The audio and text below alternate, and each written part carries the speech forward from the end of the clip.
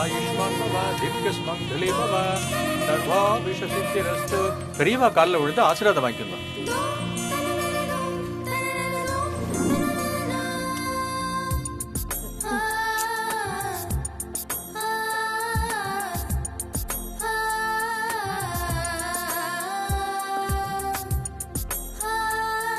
நல்லா இருங்க, நல்லா இருங்க. எழுந்திரிங்க.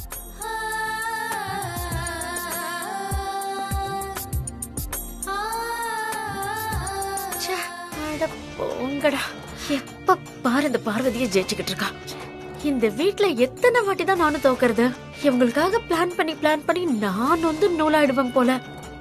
ஐயோ கடவுளே. அது உங்க தலைவிதி அத்தை, யாராலையும் மாத்த முடியாது. என்னது? இல்ல அத்தை, டங்கு ஸ்லிப் ஆயிடுச்சு. நான் ஏன் தலைவிதிய பத்தி சொன்னேன். வனஜாக்கா, இவன் ஒரு அக்கா ஜூஸ். இந்தாங்கக்கா, இந்த ஜூஸ குடிச்சிருங்கக்கா.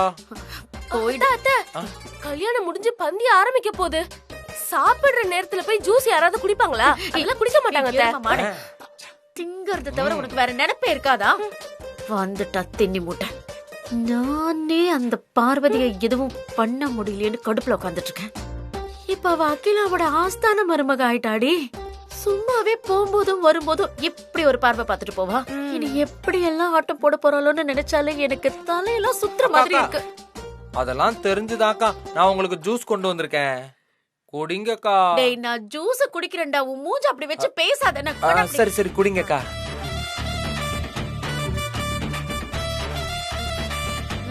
ஒண்ணு ஆகாது, குடிங்கக்கா.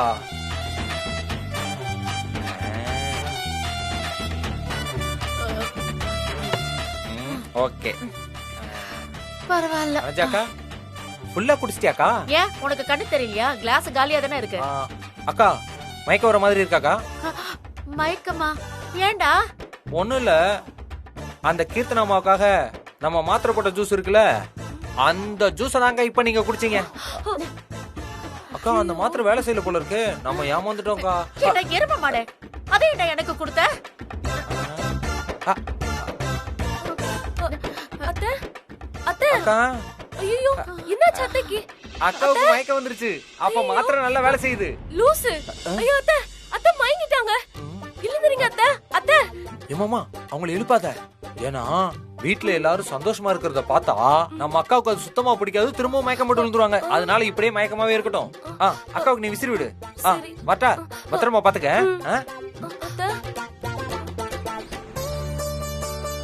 சந்தோஷமா இருங்க. எப்பவுமே இப்படியே சிரிச்சுக்கிட்டு ஒருத்தரோட ஒருத்தர் ஒற்றுமையா இருங்க.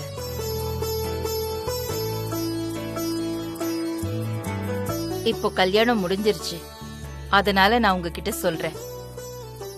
நான் இப்படி ஒரு கல்யாணம் ஏற்பாடு பண்ணதுக்கு இன்னொரு காரணம் இருக்கு. ஏற்கனவே கல்யாணம் நடந்தாலும் நம்ம குடும்பத்துல உங்களுக்கு மட்டும் ஏன் இவ்ளோ பிரச்சனை வருதுன்னு நான் குருஜி கிட்ட விசாரிச்சேன். நல்ல கேள்வி, ஆனா காலம் கடந்து கேட்டிருக்கீங்க. சரி, அதுக்கான நேரம் இப்பதான் வந்திருக்கு.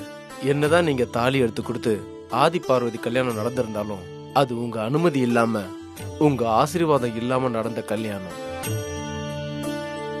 உங்க அனுமதி இல்லாம நடந்த கல்யாணத்தினால உங்க மனசுல ஏற்பட்ட வலி, கோபம் அவங்களுக்கு சாபமா மாறிடுச்சு.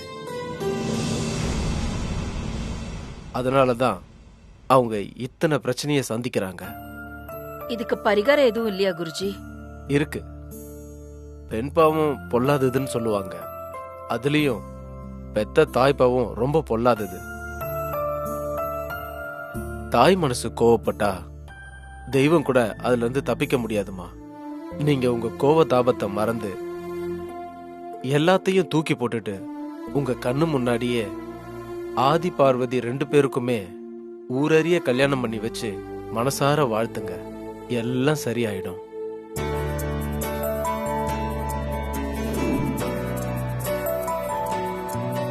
குருஜி சொன்ன மாதிரி ஊர் அறிய 2 பேருக்கும் கல்யாணம் பண்ணி நான் மனசார வாழ்த்திட்டேன். இனிமே உங்களுக்கு எந்த குறையும் வராது. எப்பவுமே நீங்க 2 பேரும் சந்தோஷமா இருப்பீங்க.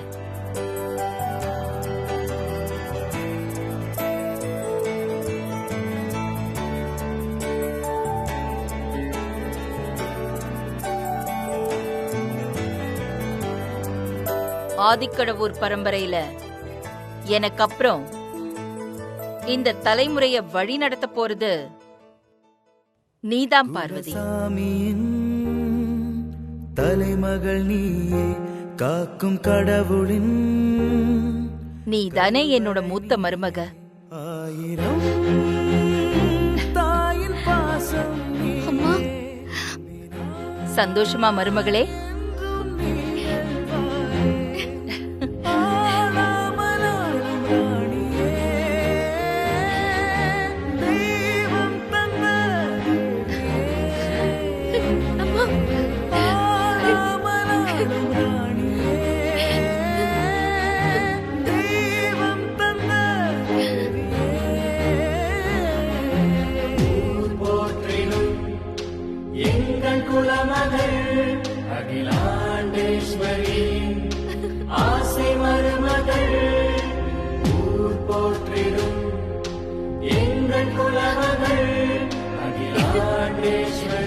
அப்பா, மருமகன்ற ஒத்த வார்த்தைய அம்மா அண்ணிய பத்தி சொல்லிட்டாங்க. இவ்வளவு நாள் போராட்டத்துக்கு அன்னிக்கு இன்னைக்குதான் முடிவு கிடைச்சிருக்கு. ஆமா அருண், பார்வதியோட கனவு இன்னைக்குதான் நனவா இருக்கு.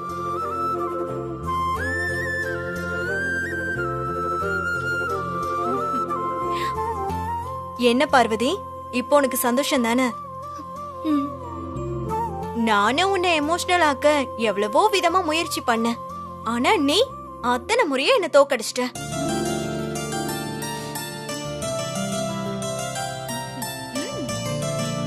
ஆதி கூட போட்டோ எடுக்கும்போது நீ எமோஷனல் ஆவன்னு நினைச்ச, ஆனா தப்பிச்சிட்ட. நாங்க 2 பேரும் மாலை மாத்தும் போது நான் பார்த்தேன், அப்பையும் தப்பிச்சிட்ட. டைவர்ஸ் கேட்கும்போது நீ மாட்டுவன்னு நினைச்ச, ஜீவனம்சம் கேட்கும்போது மாட்டுவன்னு நினைச்ச, ஆனா நீ அசரவே இல்ல. கடைசியா தாலி கட்ட சொல்லும் போது கண்டிப்பா கண் கலங்குவன்னு நினைச்ச, ஆனா அப்பவும் நீ கல்லு மாதிரி இருந்த.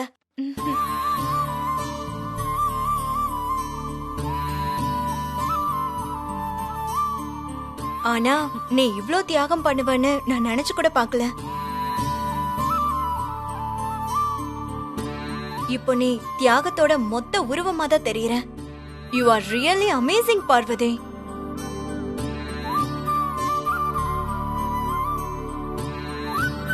ஆதி, ஆக்சுவலா நான் உங்ககிட்ட மன்னிப்பு கேட்கணும். என்ன மன்னிச்சிருங்க. எதுக்கு? சும்மா பார்வதி வெறுப்பேத்துறதுக்காக உங்க கூட ரொம்ப அந்யோன்யமா நடந்துக்கிட்டேன். சாரி. பரவாயில்ல, எல்லாம் என் பார்வதி எனக்கு கிடைக்கணும் தானே இவ்வளவும் பண்ணிருக்கீங்க. அதுக்கு நான் தாங்க உங்களுக்கு நன்றி சொல்றேன். ஏங்க, பார்வதி அண்ணியா இருக்க போய் சும்மா விட்டாங்க. இதே என் ஒய்ஃப் முன்னாடி க்ளோஸா இருந்திருந்தீங்க, அவ்வளவுதான் கீர்த்தனா, உங்களை தூக்கி போட்டு கும்மா குத்திருப்பாங்க. WWF நடந்திருக்கும் இல்ல ஐசு? ஆமா, நீ சொல்றது கரெக்ட் தான் அருண். நீ சொல்ற மாதிரி சண்டை தான் போட்டிருப்பேன். தெரியுமே. ஆனா அவங்க கூட இல்ல, உன் கூட.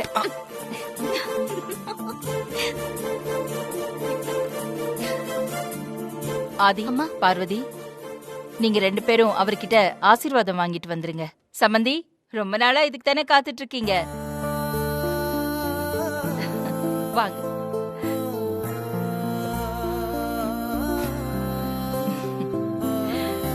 ஆதி,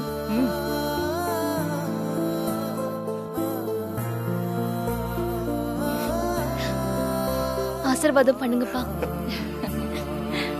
நல்லா இருக்க, நல்லா இருக்கப்பா, நல்லா இருக்கணும். தீர்க்காயுசா 2 பேருமே நல்லா இருக்கணும். ஜெகதீஸ்வரிக்கு தேங்க்ஸ் சொல்லுங்க. ரொம்ப நன்றி. இருக்கட்டும், 2 பேரும் நல்லா இருக்கணும், சந்தோஷமா இருக்கணும். பார்வதி, நீதான் அகிலாவுக்கு ஏத்த மருமக. உன்னை எப்படி அவ மிஸ் பண்ணுவா?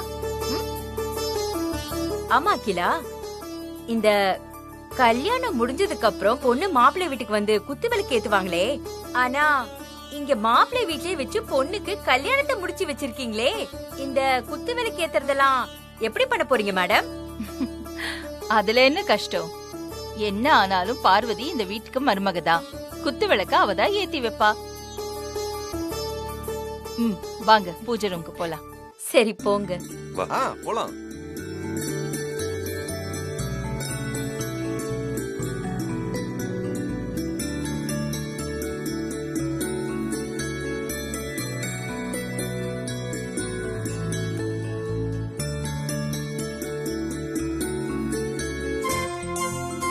கீர்த்தனா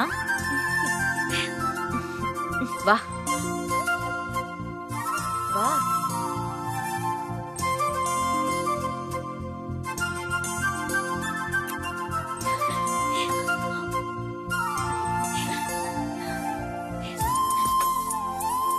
அம்மாடி, இப்ப உனக்கு சந்தோஷமா?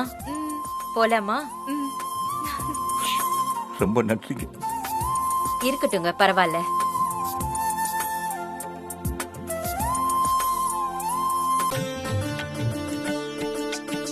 பார்வதி, இந்த ஆதிக்கடவுர் பரம்பரையோட மூத்த மருமக, முன்னோர்களுக்கு போட வேண்டிய விளக்கு இது.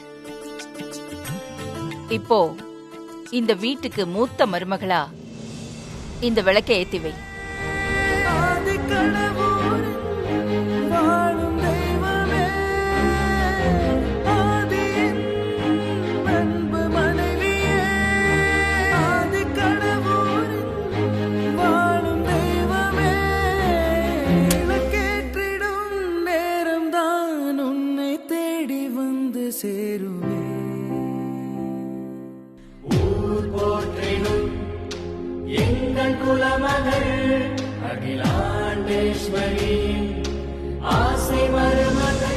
இது வரைக்கும் நீ எப்படி இருந்தியோ அந்த விஷயத்தை எல்லாம் மறந்துரு.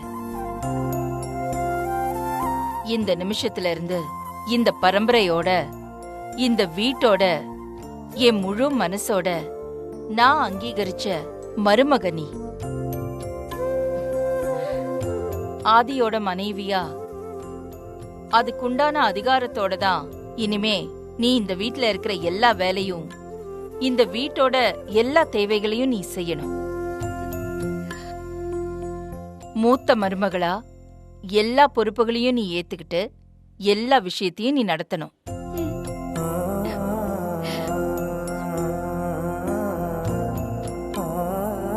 எனக்கு அப்புறம் இந்த வீட்டுக்கு நீதான் பார்வதி எல்லாமே.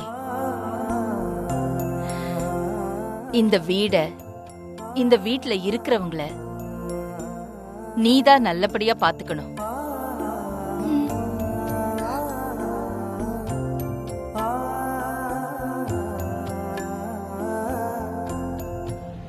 பார்வதி,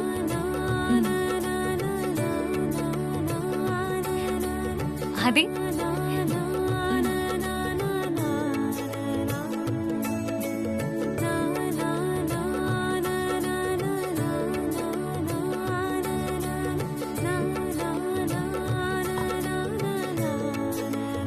கீர்த்தனா கழுத்துல தாலி ஏற போதுன்னு நினைச்சு நாங்கெல்லாம் கதி கலங்கி போயிருந்த நேரத்துல ஆண்டி ஒரு ட்விஸ்ட் அடிச்சு ஆதிய உன் கழுத்துல தாலி கட்ட வச்சுட்டாங்க. இப்போ உனக்கு சந்தோஷம் தானே? என் சந்தோஷத்துக்கு அளவே இல்ல ஐஸ்வரி அம்மா. அம்மா இப்படி ஒரு முடிவு எடுக்கணும்னு நான் தினமும் வேண்டிட்டு இருந்தேன். ஆனா இப்படி ஒரு சூழ்நிலையில இப்படி ஒரு முடிவு எடுப்பாங்க நான் கொஞ்சம் கூட எதிர்பார்க்கல. என்ன பார்வதி இப்படி சாதாரணமா சொல்லிட்ட? உன் கழுத்துல தாலி ஏறின சந்தோஷத்துல அப்படியே திக்கு முக்க ஆடி போய் ஆதியோட கை ரெண்டையும் புடிச்சு தூக்கி தட்ட மேல சுத்திருக்க வேண்டாமா?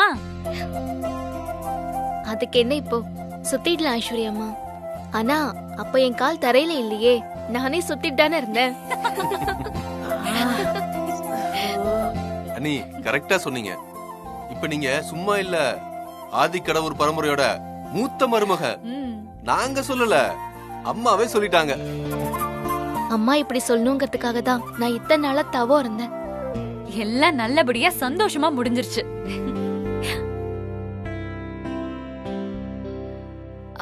ஆனா எனக்கு ஒரு டவுட். என்ன டவுட் ஐஸ்? என்கிட்ட சொல்லு, நான் தீர்த்து வைக்கிறேன். எல்லாரும் கல்யாணத்துலயும் பாலும் பழமும் குடுக்கறாங்க.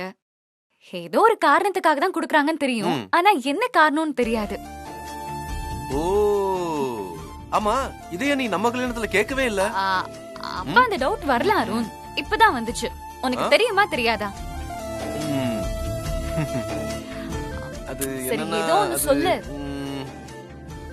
இங்க பாரு ஐசு, இந்த கேள்விக்கு மட்டும் இல்ல, எல்லா கேள்விக்கும் சிறந்த நேர்மையான பதில் என்னன்னு தெரியுமா? தெரியலனா தெரியலன்னு சொல்றதுதான். அதனால என்ன சொல்ல வர்றேன்னா, இந்த கேள்விக்கு பதில் எனக்கு தெரியல. தெரியாதுன்னு சொல்றதுக்கு இவ்ளோ சீனா? லைட்டா நான் சொல்றேம்மா. பசுவுக்கு என்னதான் விஷமே கொடுத்தாலும் அத சாப்பிட்டுட்டு சுத்தமான பாலை தான் நமக்கு கொடுக்கும். அதோட பாலுல விஷமே இருக்காது. அதே மாதிரி புகுந்த வீட்டுல பொண்ணுக்கு சின்ன சின்ன பிரச்சனைகள் இருந்தாலும் அதெல்லாம் தாங்கிக்கிட்டு குடும்பத்துக்கு எந்த கஷ்டமும் கொடுக்க கூடாது. அத குறிக்கிறதுக்கு தான் பாலை கொடுக்கறோம். அப்போ பழம் எதுக்கு குடுக்கறாங்க பாட்டி? அத நான் சொல்றேம்மா. வாழைப்பழம் எப்படி விதை இல்லைனாலும் மூல மரத்தை வச்சுக்கிட்டு வம்ச விருத்தி கொடுக்குதோ, அதே மாதிரி கல்யாண பொண்ணும் கணவனை சார்ந்து வம்ச விருத்தி கொடுக்கணுங்கறத குறிக்கத்தான் இந்த மாதிரி வழக்கமா பழம் கொடுக்கறாங்க. சூப்பர் பாட்டி. பால் பழ விஷயத்துல இவ்ளோ இருக்கா? எனக்கு இன்னைக்குதான் தெரியும். தேங்க்ஸ் பாட்டி. பாட்டி, எனக்கு இதெல்லாம் தெரியவே தெரியாது. நானும் இன்னைக்கு தான் தெரிஞ்சுக்கிட்டேன். ரொம்ப நன்றி. எப்படி தெரிஞ்சுக்கிட்ட?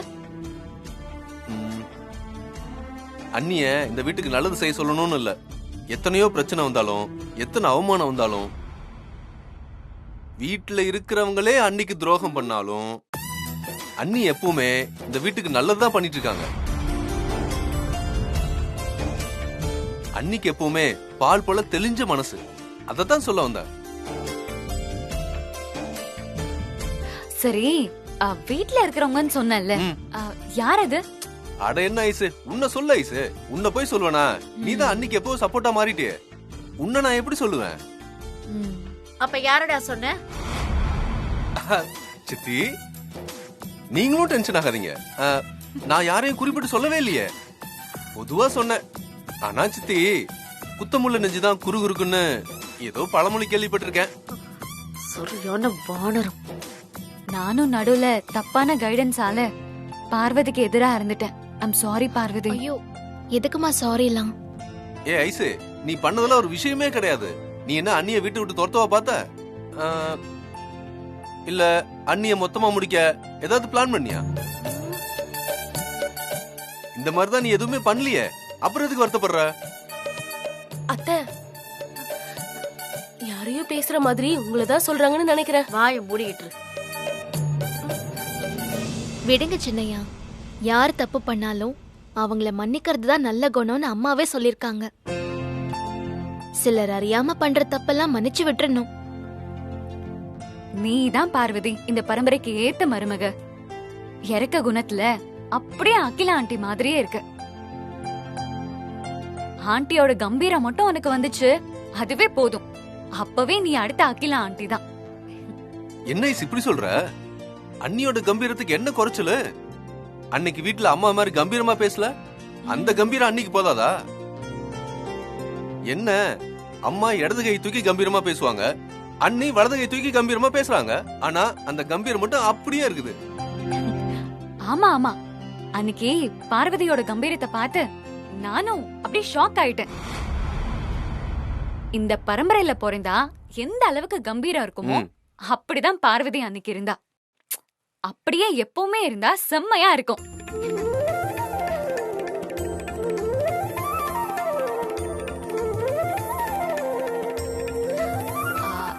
சரி பார்வதி, நீ ஆசைப்பட்டதா அகிலா ஆண்டி நிறைவேற்றிட்டாங்க. ஆனா அவங்க ஆசைப்பட்டது இன்னும் நடக்கலையே. அம்மா ஆசைப்பட்டது என்னன்னு என்கிட்ட சொல்லுங்க ஐஸ்வர்யம்மா. அது எதுவா இருந்தாலும் நான் பண்றேன். ஆண்டி உன்னோட பிறப்பு ரகசியம் தெரியணும்னு ஆசைப்பட்டாங்க. இதுக்கப்புறமும் நீ ஏன் இன்னும் உன் பிறப்பு ரகசியத்தை ஆண்டி கிட்ட சொல்லாம மறைக்கணும்?